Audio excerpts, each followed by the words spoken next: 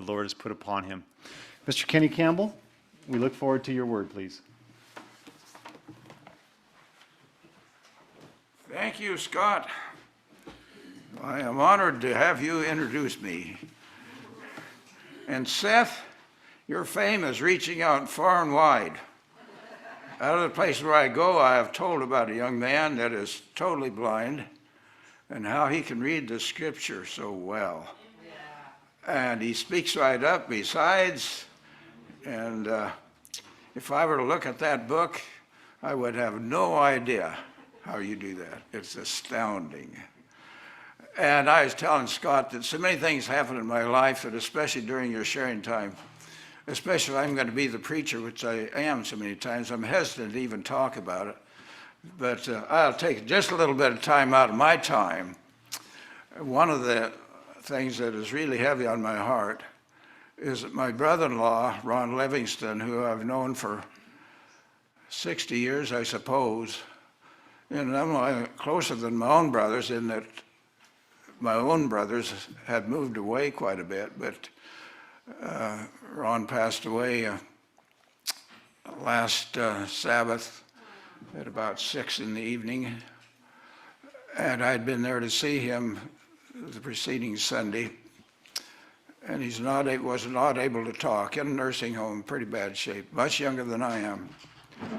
And the family asked me to have the service.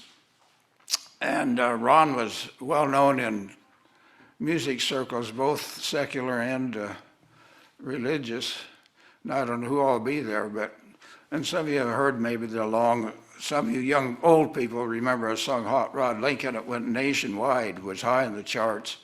And Ron and his brother played the initial lead on that song. So there'll probably be people there that I don't even know to represent.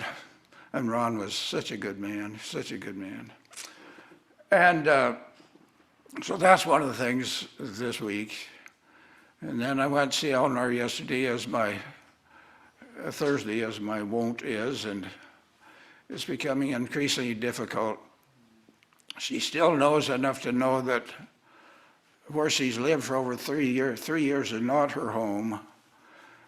And in a sense, I dread going to see her because then I have to look forward to leaving, and she doesn't want me to leave, or she wants to go with me.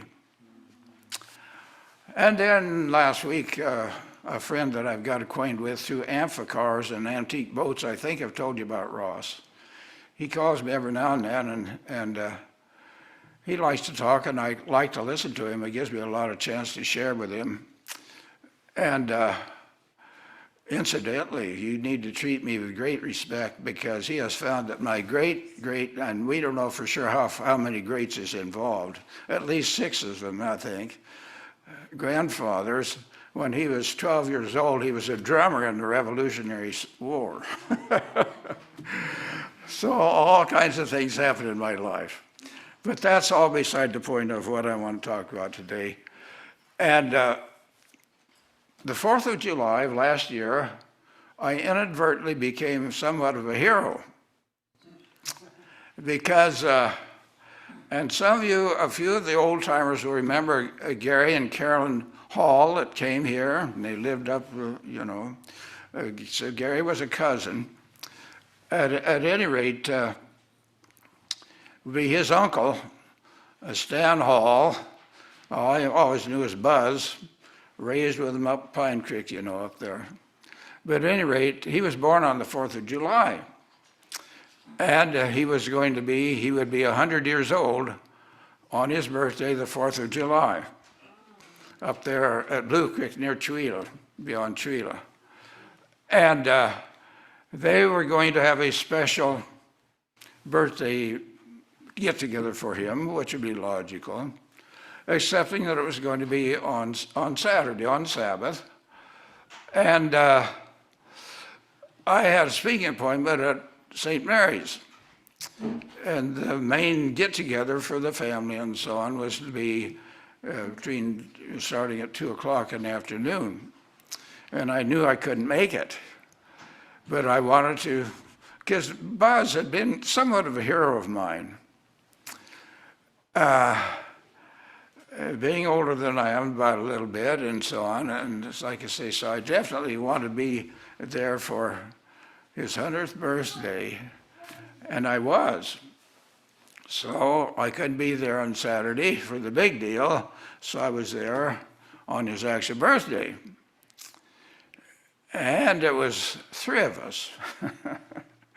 Stan, who had the birthday, and me, and his son, who was his kind of his caretaker, although he was still doing pretty good. But the point is this, and so I took a card and a little gift, which he hardly ever looked at, you know. And then Roger said, "Now, Dad, you know there's going to be a lot of people here on Saturday." And Stan said quite loudly, "Big deal. Today's my birthday and Kenny's the only one that came." So I inadvertently became a hero. All around birthdays.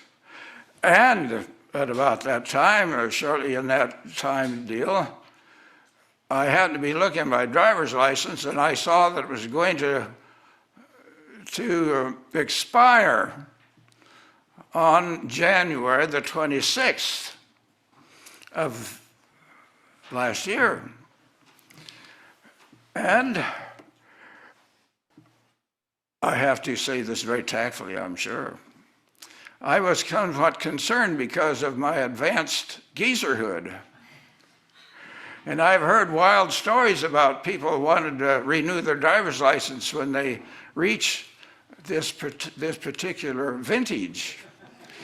And I won't tell you exactly how old I am, but this birthday would involve two numbers, a 3 and a 9. And I think you can tell by looking at me that the 3 doesn't come first. And so it was with considerable concern that I drove into Spokane to renew my driver's license. And I need to tell you, good people, that my life is built around my driver's license. Go to see Eleanor, go to preaching appointments and all kinds of stuff. I live out there, not far from town, only about a mile or two from Spokane, but cars all over and my lifestyle, you know, so how would I get along without a driver's license? So I was concerned. And so I went into it was one thing maybe I was grateful for was a very snowy, blizzard, miserable day. And I thought, if I had to take a driver's test, normally maybe they won't require it because the weather is so bad and the roads are so bad, so they'd be scared to ride with me, you know. And so that's what I was thinking. I was somewhat happy about that, but I didn't know for exactly. But anyway, so I go in there in the big license bureau, and they have a deal up on the wall, you know, showing your number. Now, you're not going to believe this. I cannot believe it. The number came up 666.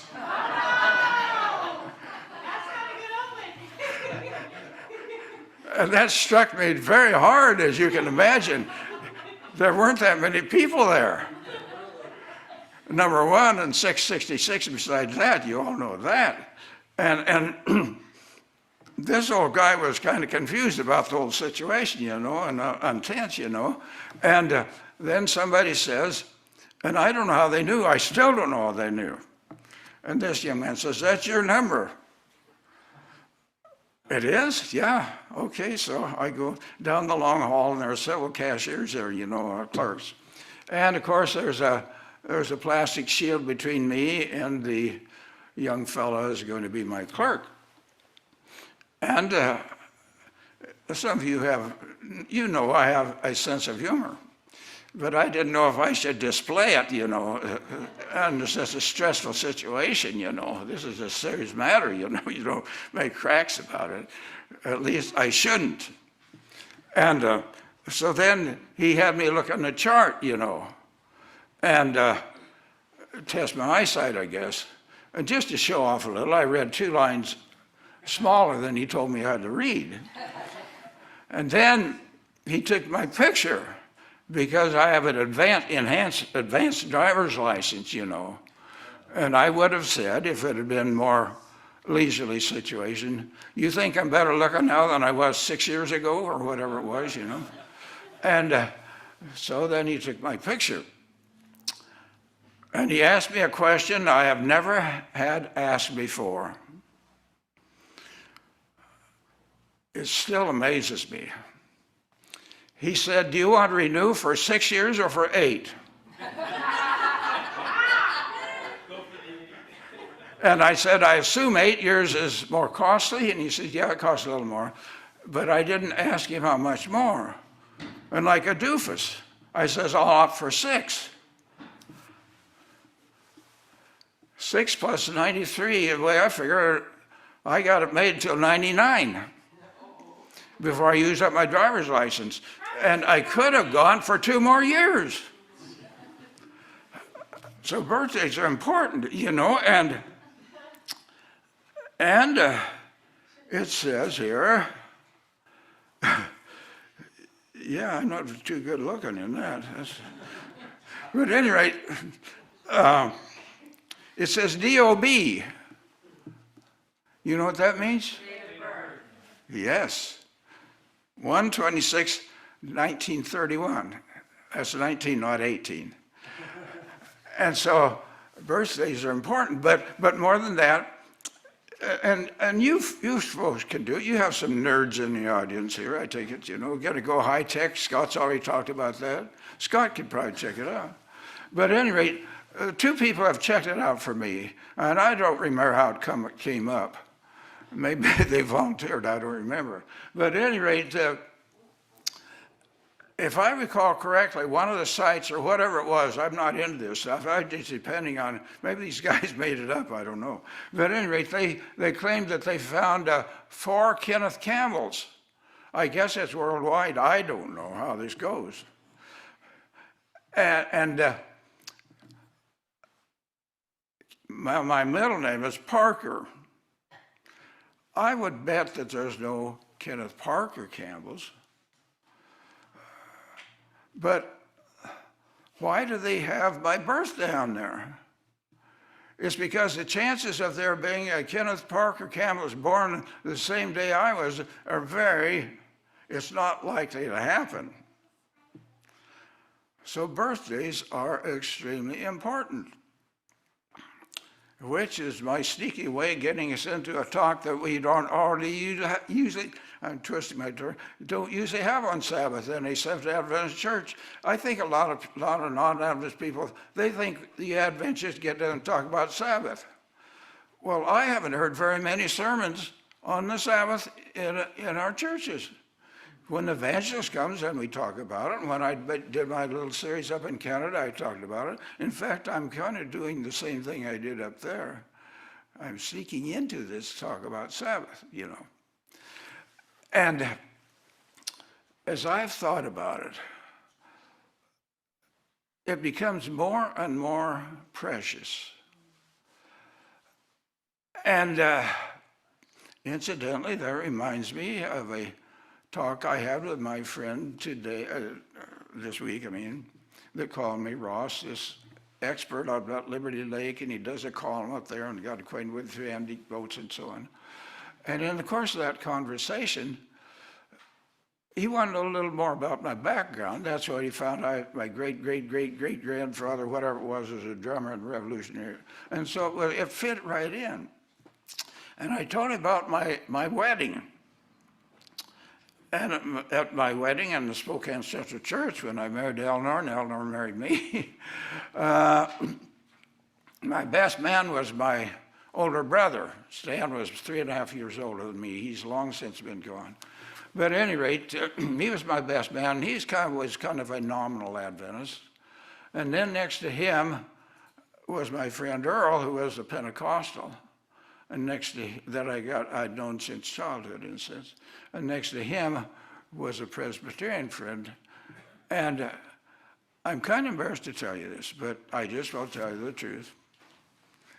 I'm wont to do that, to tell you the truth. But at any rate, by then I was beginning to learn enough about Christianity and so on that I had detected that Seventh-day Adventist Christians are not necessarily the most popular. And so I was thinking on this wise, brothers and sisters, I'd like to be a good Christian. I'd made that vow on the road. I told you about that on the trail.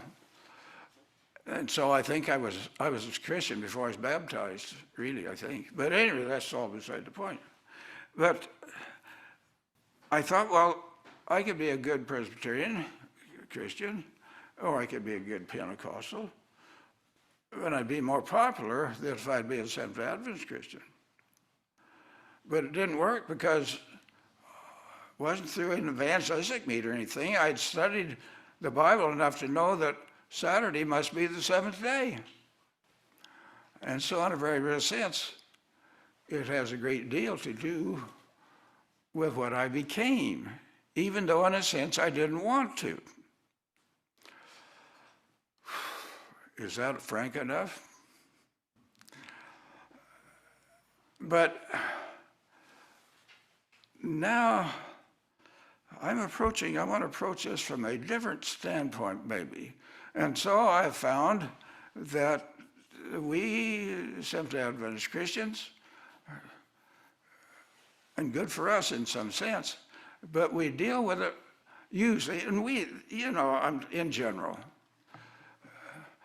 with that which interests people the most. A day for a day, the calendar has been changed, from, dare I say, legalistic standpoint. But in the next few moments, I want us to go beyond that. Beyond that. Why? Now, as you know, I've never been a parent, but I've been around a lot of parents, and I was a kid. And I pulled this on my mom now and then, but I don't recall ever pulling it on my dad. Mom would tell me to do something, and or would tell me something that I didn't know if I want to accept or not. And I would say, why? And you know what she would say? Because I said so.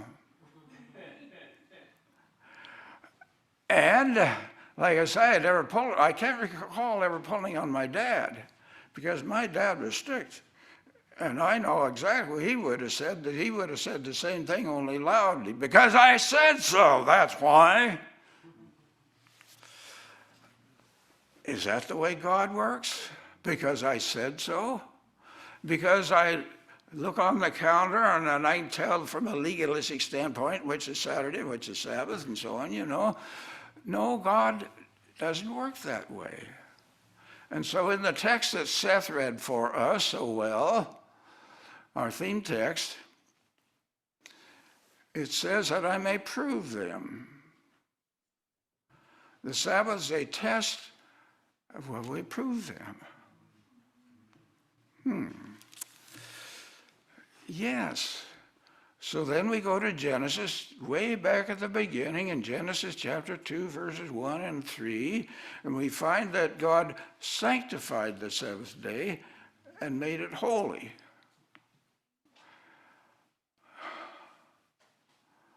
Yeah, but who gave him the permission to do that?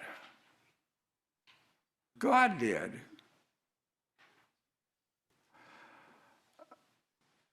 Why? That I may prove them. I better get my text and my notes out here. I'm not paying any attention. But as 1 Corinthians, I think I always get mixed up 1 Corinthians or 2 Corinthians. I haven't strayed right away. 1 Corinthians chapter 8. And you're going to think, and I don't blame you, what in the world has that got to do with Sabbath? I'll work it in there. 1 Corinthians chapter 8. There I'm in 2 Corinthians. Like I say, this is altogether different context, but you get the picture from this. It fits. 1 Corinthians chapter 1, starting at chapter 8. Chapter 8, start at verse 1. may I better put on my 93-year-old glasses. Incidentally, last Sabbath I was at Deary and Troy. No, last Sabbath was at Plummer. It was the Sabbath before that, it was at Deary and Troy.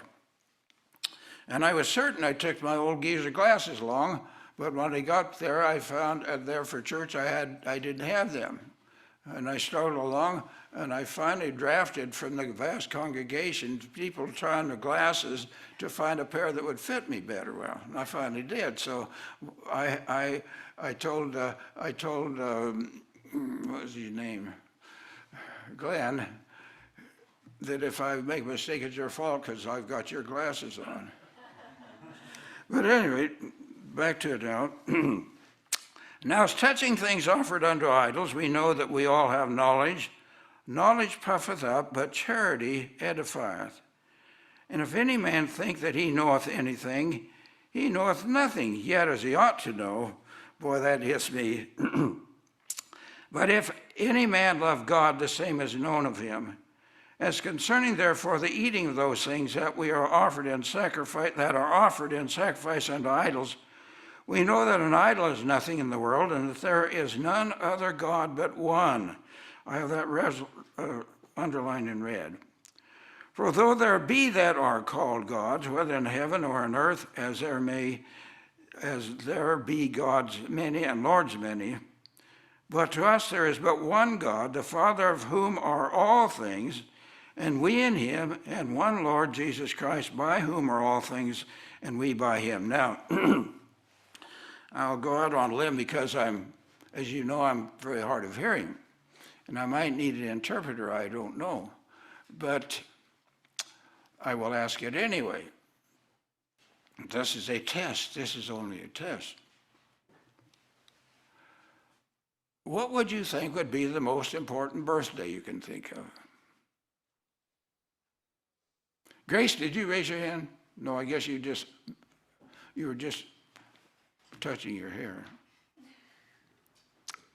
Maybe you never had it asked that way. What would be the most important birthday you could think of?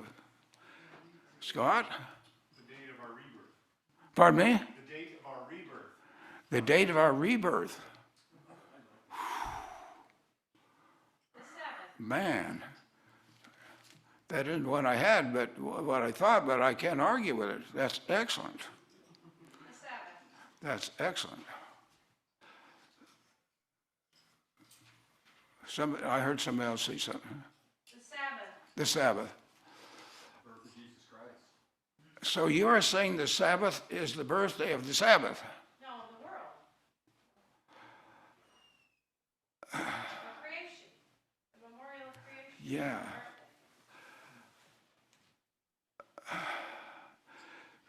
Okay, now I'll tell you what I think. And I think you'll agree. Yes, it's the birthday of the Sabbath, the birthday of our rebirth, but it's the birthday of everything we know. In a sense, it's our birthday too.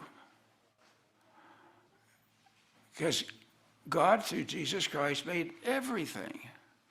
And the reason I turn to 1 Corinthians chapter 8, because if you go through the Old Testament, and the trouble that God had with these people was over false gods, idols, and so on.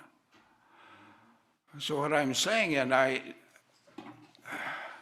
it's more important that I have the words to express. The Sabbath is a birthday, not of God,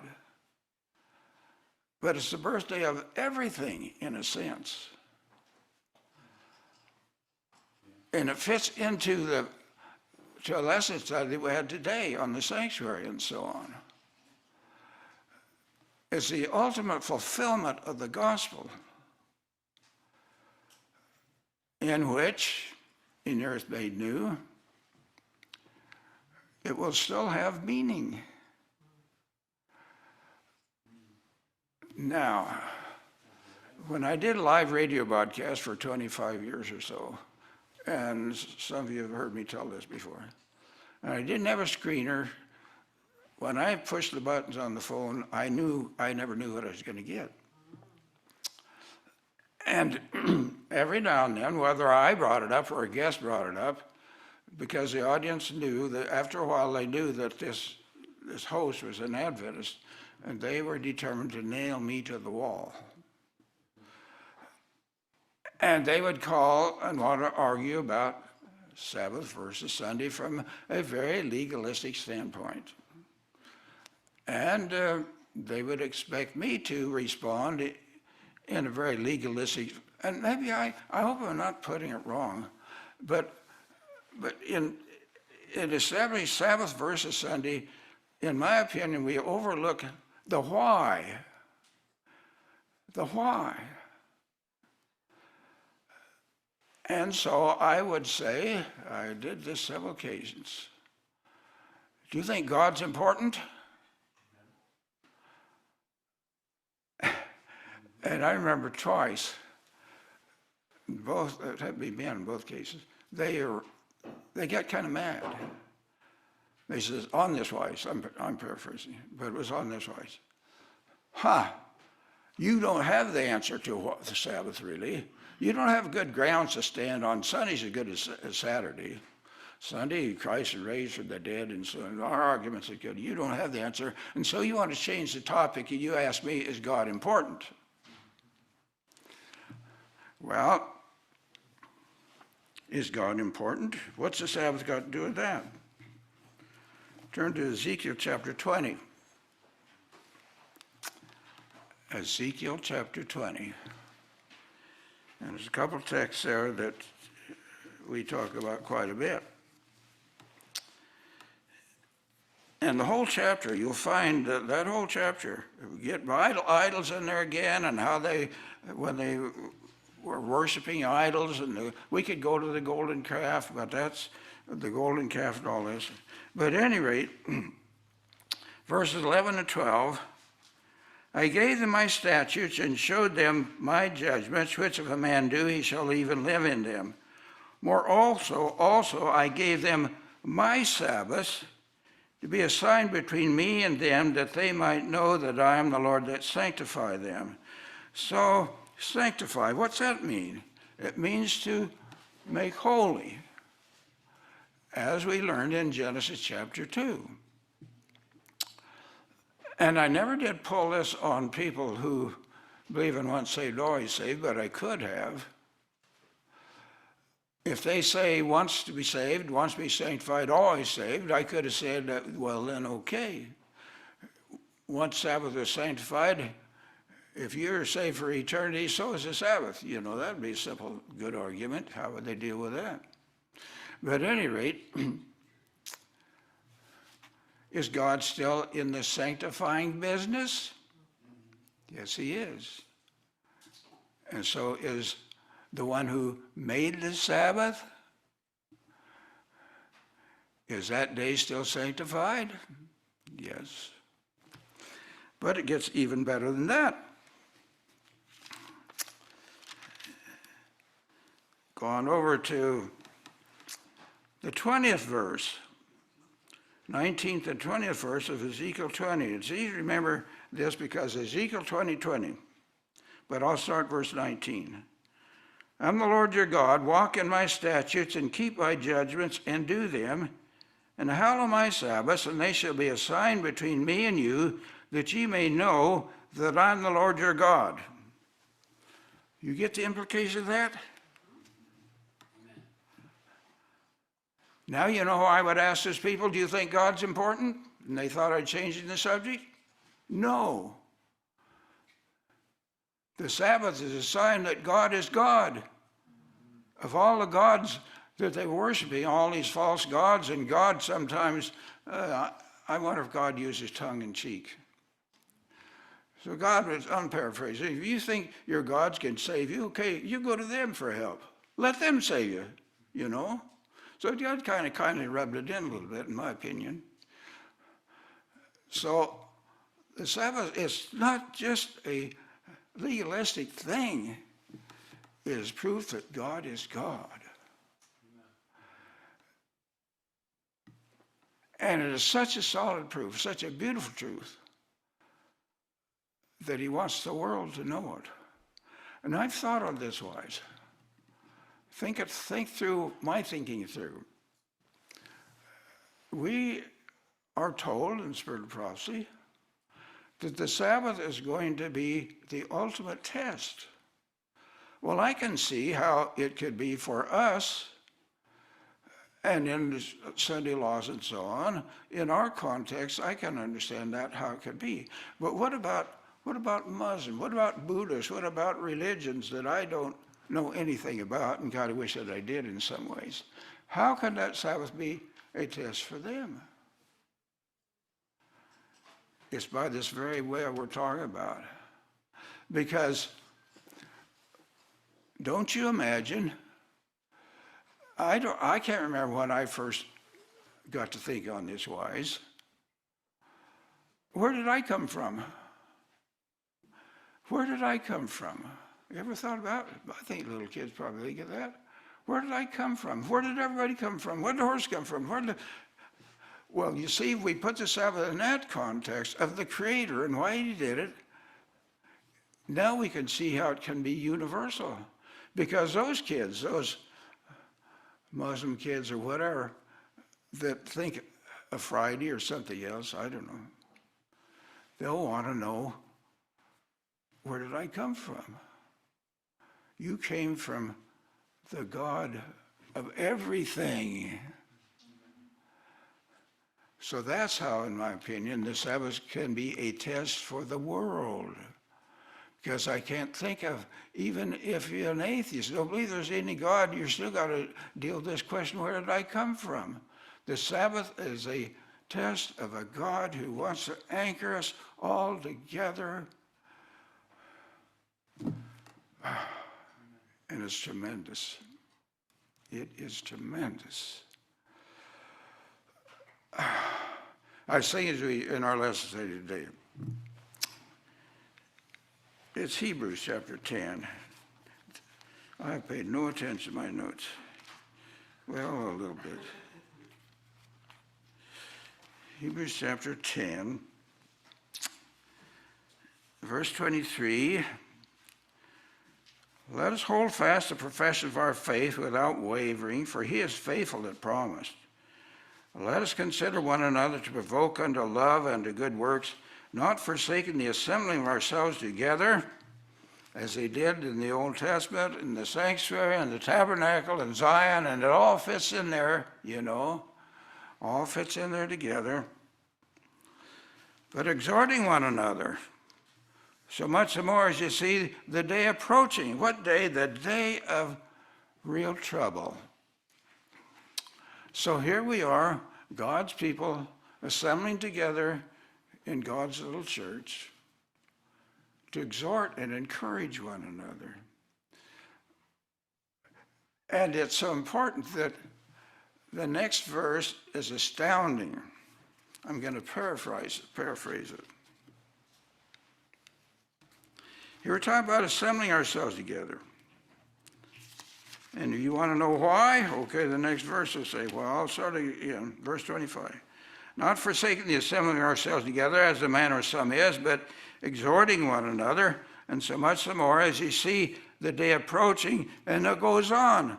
For if we sin willfully after that we have received the knowledge of the truth, there remaineth no more sacrifice for sins. Dare I put it bluntly? In a sense, we have been charged by God to keep each other from going to hell.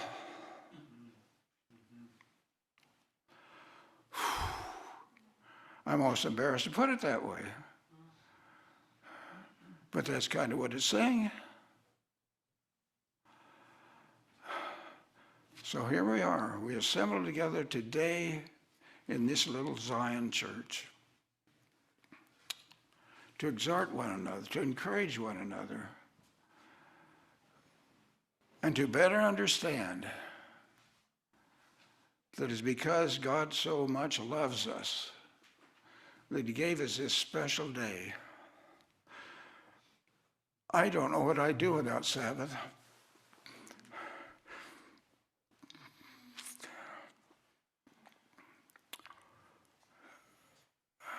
I go through some rough times that I don't like to talk about with Eleanor and so on. And it grieves me that she can no longer be with me to ride in the car when I go to various speaking appointments, because after she retired from the ABC after 42 years and quit doing Avon, which she'd done for years, and now all these friends, that which she looked forward to was going to Kenny and various preaching appointments, and I would say, honey, you're going to hear the same sermon that you heard in other churches. I don't care. You always make it different. And besides, I like to hear you preach.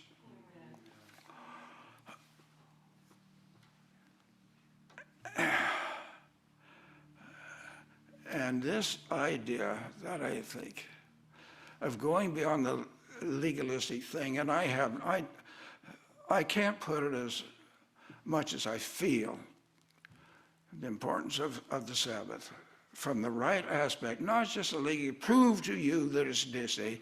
That's easy. If the people believe in the Bible, it should be easy. And when my friend Ross called the other day and talked a lot about my background and so on and so on, I shared a little bit, just a little bit.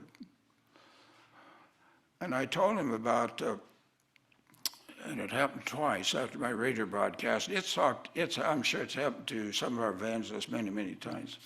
But at least twice, pastors of Sunday churches have called me after my program off the air and said, Pastor Campbell, you're right. Saturday is the right day. That's the Sabbath.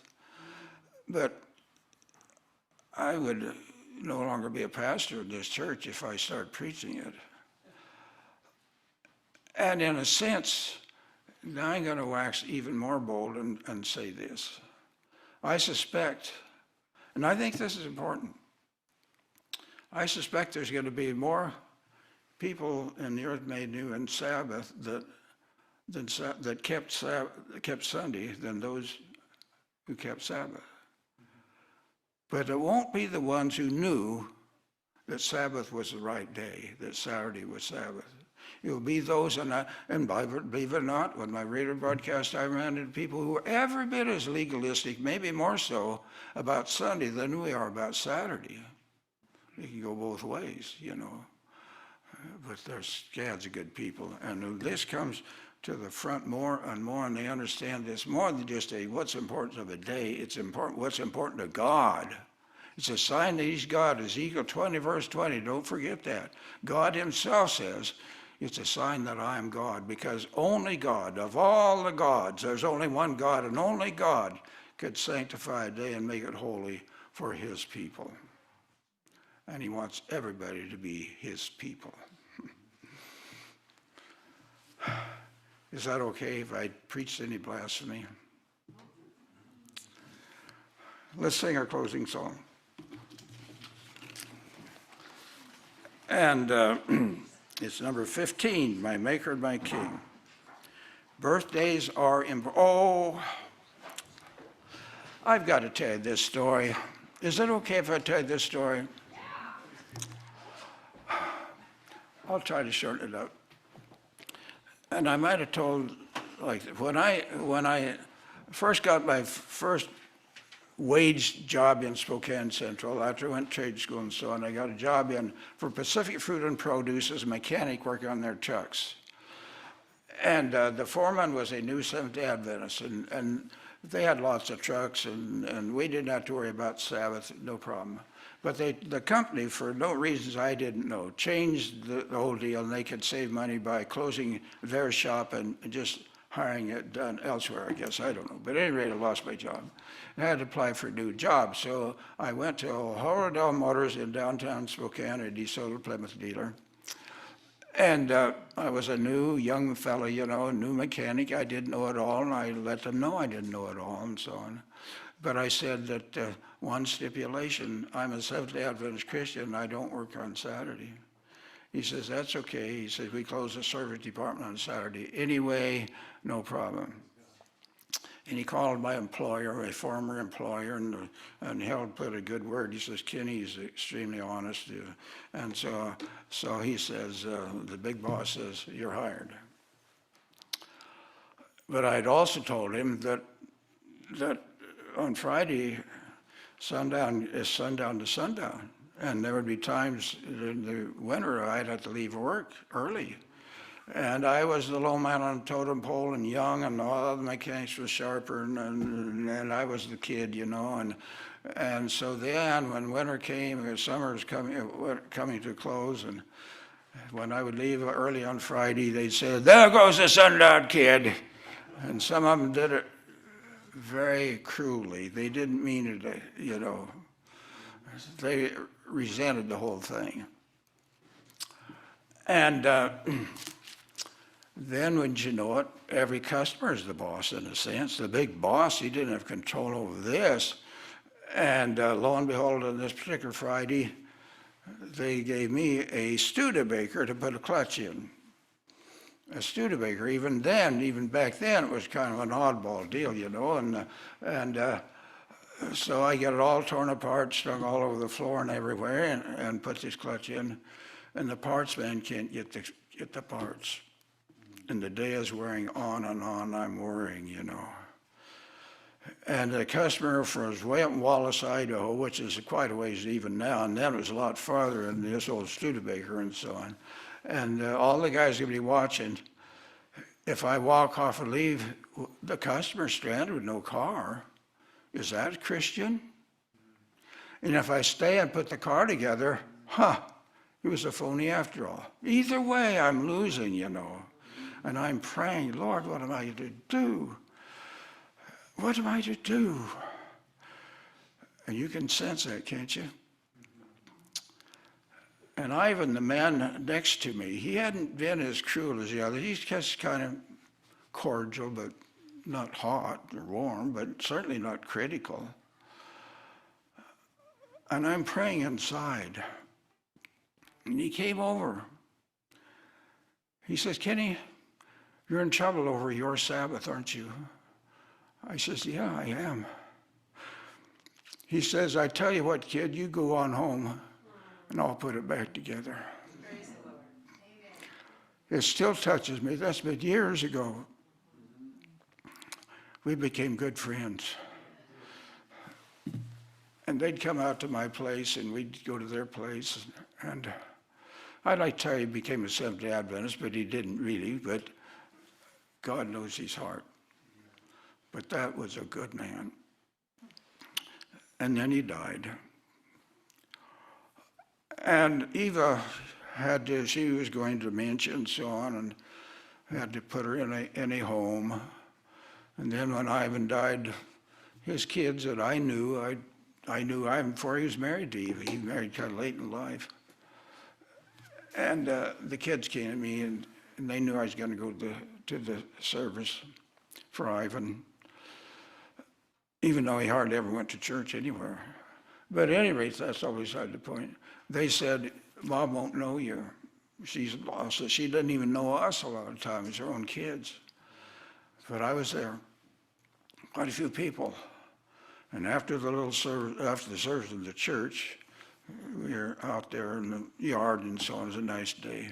And she was way over there with a crowd of people. And she looks over and I can see her to me, and she starts waving. And I went over there. And she says, "Kenny, I'm so glad you came." She knew me right off.